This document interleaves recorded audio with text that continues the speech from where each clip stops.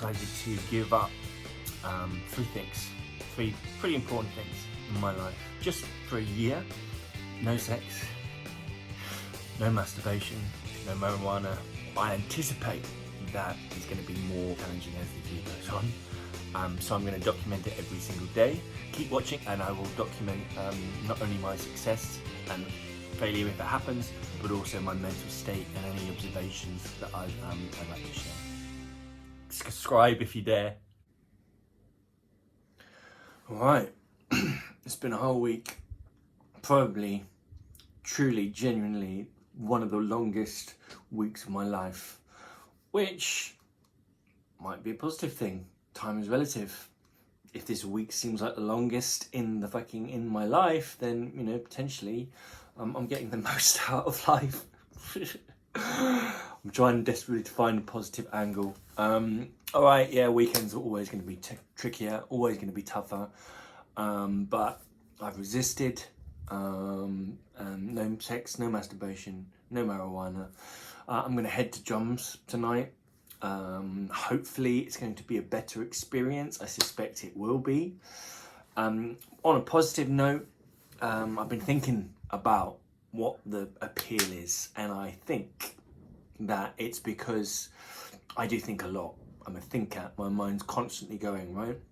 And when I smoke the weed, it puts me into my feeling space, and so it gets me to feel more, and that in itself is actually a nice thing because it stops the relentless thoughts. So I have to think of new ways, in addition to exercise, in which I can feel more. So I was watching or listening to an Abraham Hicks video talking about how you've got to feel your way into things, you know, feel first. So maybe this is just a lesson, you know, maybe this is a way for me to, rather than rely on drugs to get me into that feeling space, to actually train myself to be less mindful all the time, and to balance that out with some feeling. And that's essentially what I think I'm looking for. It's that balance, and for some reason the weed has been a reason to, or at least a way to balance that out. Now, probably I haven't really been talking that much about the no sex because, to be honest, I've been single for 4 years. I haven't really been having much casual sex because it's losing its appeal. I believe that you know, sex is so much more enjoyable when you really, really are into someone. So the not having sex is not a big deal for me. The not masturbating, again, I've been sort of working on this sort of tantra for a while. So I had, you know, for me to go a couple of weeks, 3 weeks, 4 weeks without actually ejaculating is been pretty normal. I've already done 2 months of, not 2 months in a row, but I've done 2 30-segment days. So this is just sort of taking it to the next level. I think the real challenge will come, you know, if and when I meet someone special, in which case, whew, it's going to be really challenging, but fuck it, who knows. I might as well add some other stuff as well. So this is how I think I work. So I don't know if you're familiar with the different chakras. The energy from the root chakra moves up through the second chakra, which is the sex energy, and then moves up through to the third chakra, which is all about victim and tyrant, and then moves into the heart chakra. So it's all moving, right?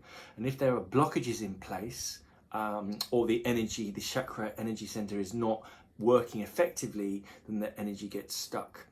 Now, I think because I have grounded myself, and my Kundalini has been activated, it happened a few years ago, I am able to then move the energy from the root chakra to the second chakra, which is the sex and emotions and feelings.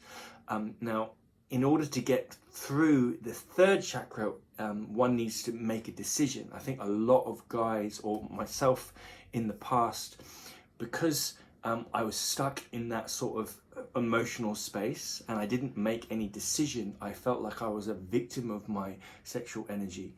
And when you're a victim, that victim tyrant third chakra is not activated. Now, since I've made the decision to not engage in any sexual or ejaculation, that decision has then activated my third chakra and allowed the energy to move up past the third chakra to the heart. So that's essentially what I'm essentially trying to do, and then from there it moves up. I don't know if you want to comment on that.